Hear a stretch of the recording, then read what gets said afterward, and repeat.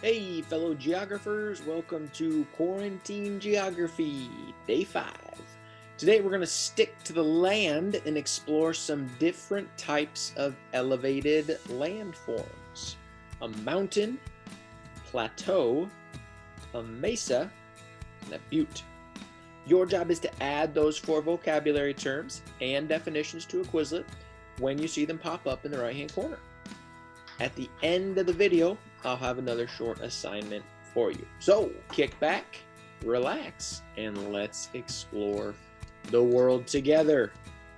So we'll begin with a term you hopefully already know, a mountain. And a mountain is a landform with a high, sharp elevation. We're going to go to a famous mountain range here, the Alps. And in the Alps, we have a mountain you may recognize from Toblerone candy bars, the Matterhorn. Let's zoom in and check out the Matterhorn a little bit. My co-host Adeline here. Say hi, Adeline. Okay, there's a cool view.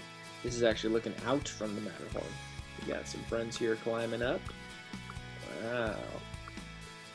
Now, a mountain is a pretty common type of elevated landform, right? And so let's get into a few more less common types. So the first one we'll look at is a plateau. Now, a plateau is a large area of flat land elevated above sea level. So Tibet, the country, sits on the Tibetan Plateau. So plateaus can be huge. They can be long, massive bodies of land. But the key is they're flat on top, usually not as big as a mountain.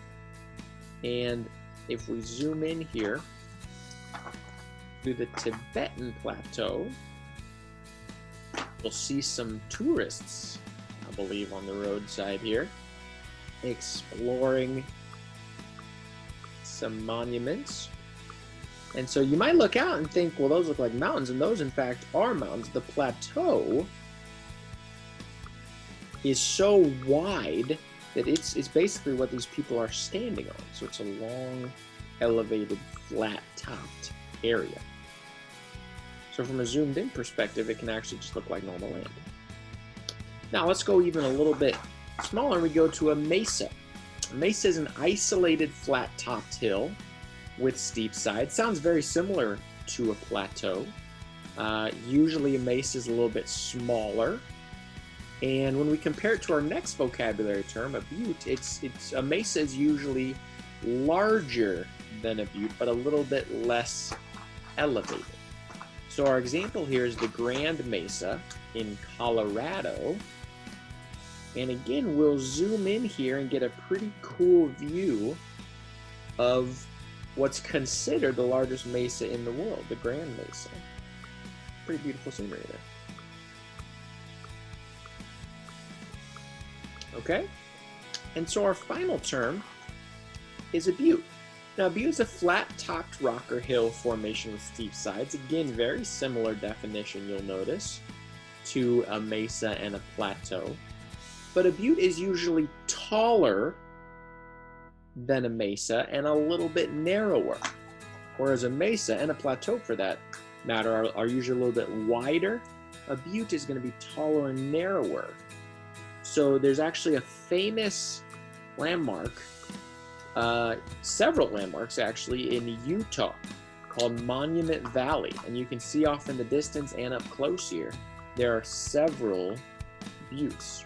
See, they're a little bit taller and narrower than the plateaus and the mesas we were looking at, that are much wider, but not necessarily as tall. Okay? So 4 terms there, all are elevated landforms, but all have a little bit different characteristics that geographers use to characterize them. Okay, you want to show us your picture you've been drawing, Adeline?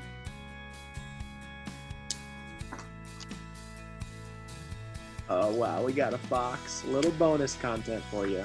Okay, so your assignment is to screenshot an example of each of these vocabulary terms. A mountain, a butte, a Plateau, and a Mesa. Don't use the one that I used. Okay? I enjoyed getting all of your pictures of screenshots last week.